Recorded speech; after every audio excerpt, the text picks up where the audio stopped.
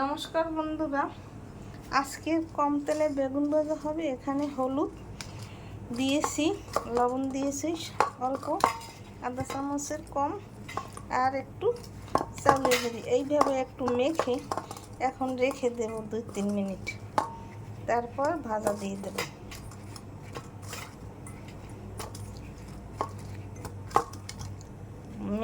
মাখা হলে এটা দিয়ে জল বেরিয়ে যাবে, জলটা বেরোলে তেলটা কম লাগে।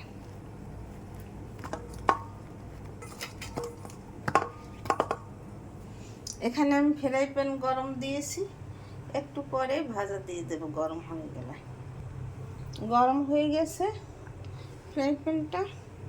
এখন এই যে সামান্য তেল দেব, বেশি তেল লাগবে না, এই তেলেই ভাজা হয়ে যাবে।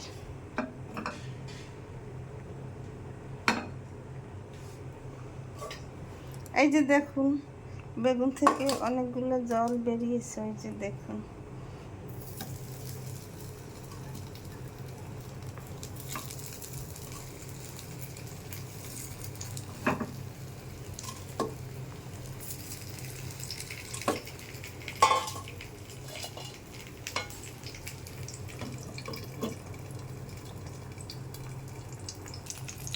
ঢাকনা তুলে দিয়েছি, ওই পাশে হয়ে গেছে,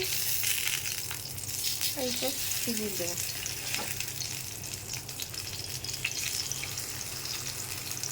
কম আঁচে ভাজতে হবে, বেশি আঁচে ভাজলে বেগুন ভাজা হবে না, মধ্যে শক্ত থাকবে।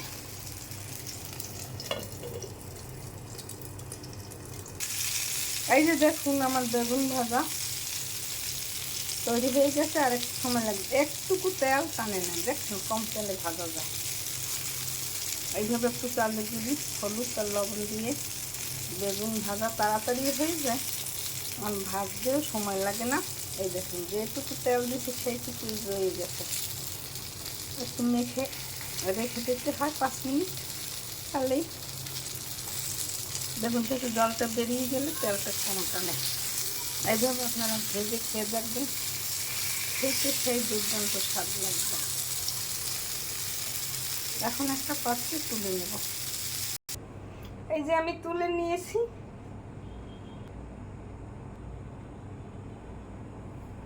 এই যে দেখুন, একটা প্লেটে তুলে নিয়েছি। দেখুন কত সুন্দর হয়েছে বেগুন ভাজাটা।